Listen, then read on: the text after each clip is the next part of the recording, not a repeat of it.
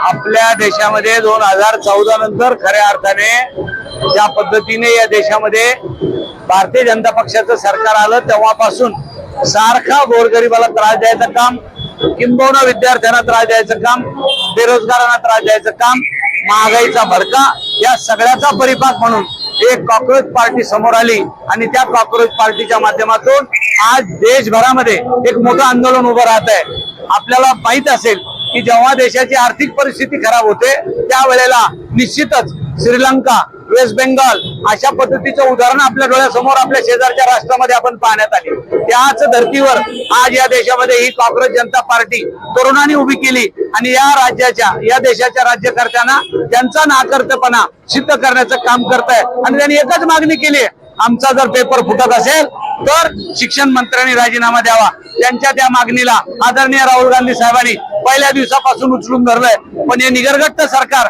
अजूनही त्या मंत्र्याचा राजीनामा घेत नाहीये। मी त्याचा निषेध करतो। धन्यवाद। हे द्यायचे लोकशाही पद्धतीने आम्हाला आंदोलन करायचा देशभरातल्या सगळ्या नागरिकांना अधिकार आहे, ते कोणी नाकारू शकत नाही।